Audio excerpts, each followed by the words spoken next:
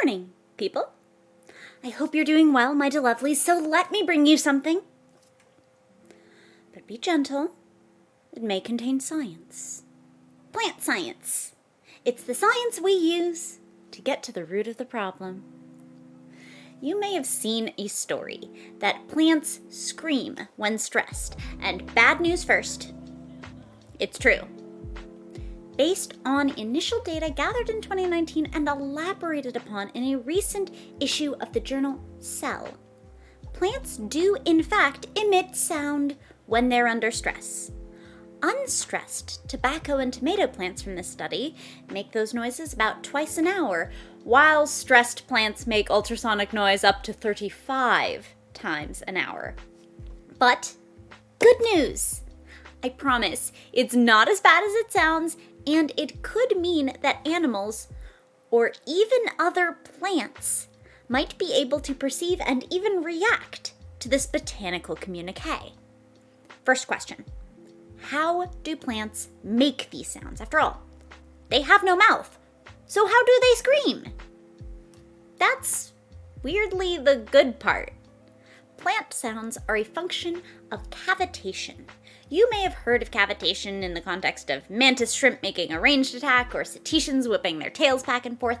It is when the static pressure of a liquid falls below its vapor pressure and it causes little bubbles. Because plants use negative pressure to draw water from their environment, they're always vulnerable to cavitation. Cavitation can cause an air embolism in the plant's vasculature, and in a plant, it blocks the xylem vessel much the same way an air embolism can block a human blood vessel. You don't want anything called an embolism, air or otherwise. In fact, you kind of don't want your vessels blocked at all. And neither do plants. The formation, expansion, and collapse of these air bubbles cause the plant to make sounds.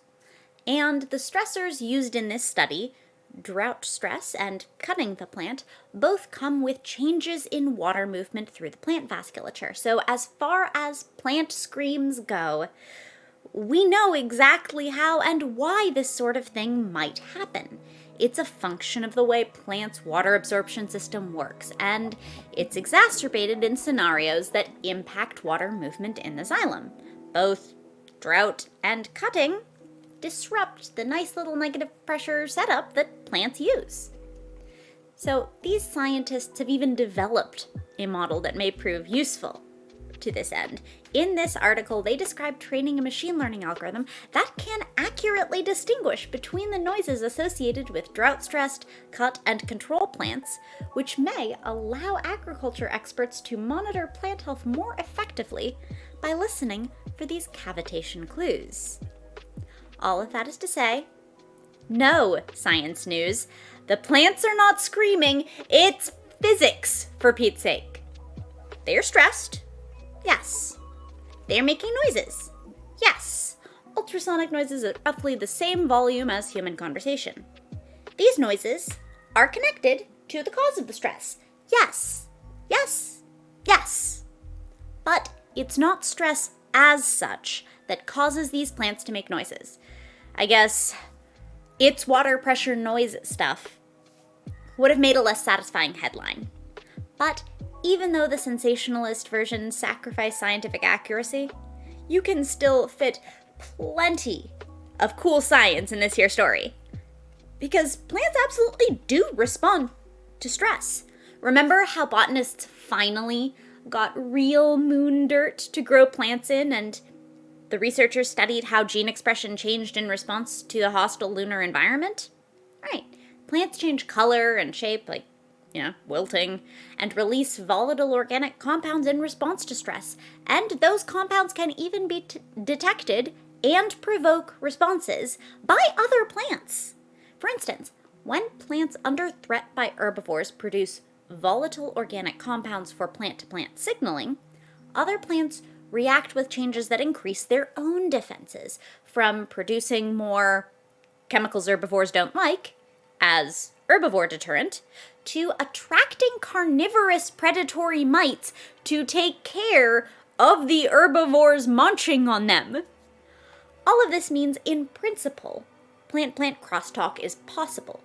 We know, at least in the case of chemical signaling, that plants alter their expression under stress, and those alterations can be detected by other life forms like the predatory mites, enough to provoke a meaningful and relevant response. So, then the question becomes, can these noises also be effective signals like those chemical ones, and if so, to whom? Well, in order for the noise to be an effective signal, it does have to be audible.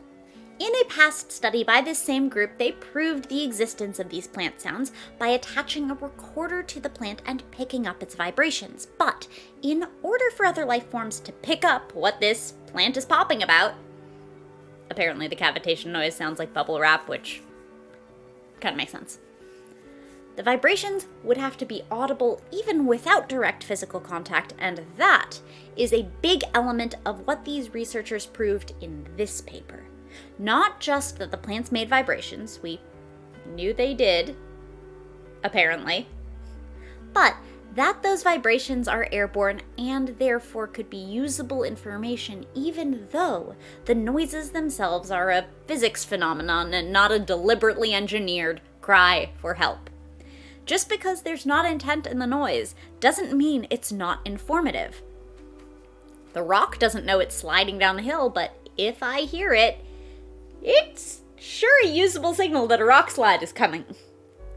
Of course, we can't hear plant noises because they peak around 40,000 to 60,000 hertz, which is well above the typical human upper frequencies of 20,000 hertz.